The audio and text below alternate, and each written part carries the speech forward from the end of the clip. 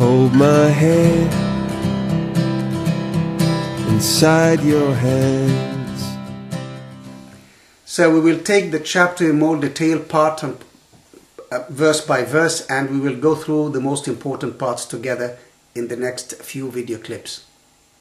So after quoting what the Corinthians were discussing or wanted him to discuss, is it good or not for the man to marry? And they were suggesting that it is good for a man not to marry. So St. Paul in verse 2 starts by saying, but since there is so much immorality, each man should have his own wife, and each woman her own husband. He's trying to tell them, I understand what you're saying, but listen, it is the better way that every man has a wife and every wife has a husband. The husband should fulfill his marital duty to his wife. Make sure that she doesn't feel frustrated sexually and in all their life relationship. But he's here talking about the sexual side more than the social side of it as well, as you'll understand. And likewise the wife to her husband. And he continues to confirm what I'm telling you by saying, the wife's body does not belong to her alone, but also to her husband. In the same way, the husband's body does not belong to him alone, but also to his wife. And in some translations, the word alone is not there. In other words, he's saying that the body of the husband does not belong to him, it belongs to the wife. The body of the wife does not belong to her, it belongs to the husband. And that's a very important statement, because this is chastity within marriage, as St. Paul is telling us. You should not deprive one another of yourself. You should continually have your normal sexual and marital relation, because this is good and this is the way it should be. And then we will continue. Do not deprive each other except by mutual consent for a certain time, for a time, so that you may devote yourselves for prayer, if that's what you really want. And listen here, he's not saying this as an order, he's saying it as a permission only. And that's so important, because some people think in the church that separation and abstinence from married relations is an order by God and by the church. It is not. It is a permission that should they wish to do so for fasting or for prayer, it is up to them, and only them have the right to make that decision together, and for a limited period. Otherwise, they may get themselves in trouble, as they will read. Do not deprive each other except by mutual consent and for a time, so that you may devote yourself to prayer. Then come together again. Have a normal marital relation again. And there is a reason, so that Satan will not tempt you because of your lack of self-control. In other words, if one of you is frustrated or unable to self-control well, then he's an easier prey for the beast Satan to attack. So please don't allow that to happen, especially that now you are married and you've experienced this relationship. Before marriage, it is a bit easier to be able to control, but after marriage, it's more difficult to abstain for long periods. And then he continues in verse 6, a most important saying, I say this as a concession, not as a command. Now there is a dilemma here. Some people who prefer to talk about celibacy being much greater and so on, they try to say the opposite to St. Paul. St. Paul is saying here, if you want, and with complete consent from both of you, mutual consent, you can have a period of retreat and abstain. But if you do, there are conditions and you must come back again, because Satan can tempt you. I say that as a permission, as a concession, not as a command. Now the people who want to go and say celibacy is most important and still sexual relations in marriage is something you should abstain from to be chaste, to enjoy chastity, which is a wrong teaching. They come here and say, no.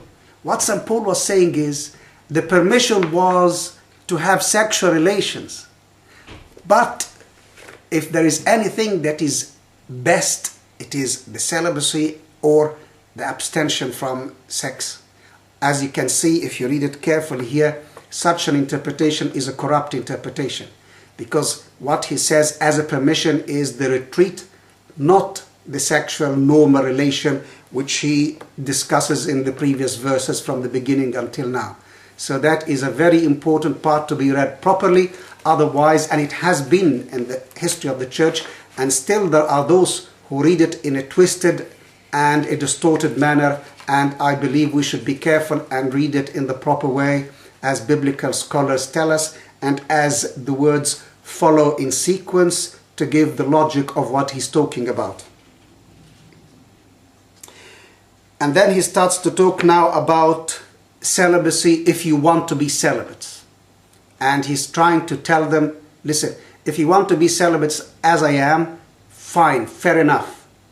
But understand that marriage is the main, because God, in the book of Genesis as we read, and God said said, it is not good. You remember this word, and I stressed it very much in Genesis. It is not good for man to be alone.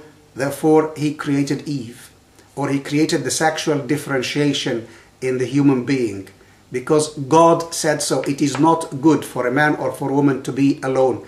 It is best that they are married.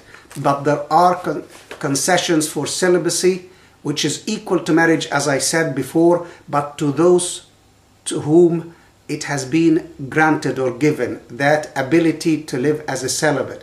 It is not a forceful action of the will of a person. I want to be a monk, I want to be a celibate. No, unless you believe as a man or a woman that you have been given this gift, you shouldn't enter that line of living. It's the same as trying to become a priest and you didn't have the real call from God. There are people who go to priesthood for many different reasons. There is no point in going through them. So there are people also who would like to go to monasteries because they think that this is a way to become a bishop, for example. It is something that happened in the history, and it is a matter of conscience, of course. So he starts to say here, now to the married and the widows I say, it is good for them to stay unmarried as I am. But as I am here means for the dedication to serve God, not simply for bachelorhood or to be a bachelor or a spinster, because this is not the will of God, who so it is not good for a man to be alone or a woman to be alone. And that's why he created the sexual differentiation, as I said. But if they cannot control themselves, they should marry, for it is better to marry than to burn with passion. Then he says, to the married, I give this command. Now he's talking a command, you see.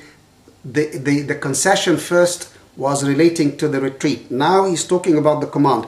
A wife must not separate from her husband. But if she does, she must remain unmarried, or else be reconciled to her husband. So if there is a command, the command is stay married. Keep your normal relationship. If it's a concession, it's the retreat. And I hope this is very clear in our minds, so nobody would give you a distorted image of what St. Paul was saying in that chapter. And then he starts to talk here that if a woman has a husband who is not a believer and is willing to live with her, or the other way around, she must not divorce him. For the unbelieving husband or woman, if it's the other way around, has been sanctified through the wife or the husband, and the unbelieving wife or the husband has been sanctified through her believing husband. In other words, if one is a believer, the other is not, whichever, then they are sanctified by the union together. The sanctified believer sanctifies the unbeliever, because he states here and continues, otherwise your children would be unclean, but as it is, they are holy. Understand? This was a concession at that time, because after that the church said a believer should marry a believer. But at that time, most of the people were heathen, unbelievers. And when one comes, some people try to separate and to go for another, which is a bad thing to do. So he said, no, if the unbeliever wants to continue with the married relation, please do continue.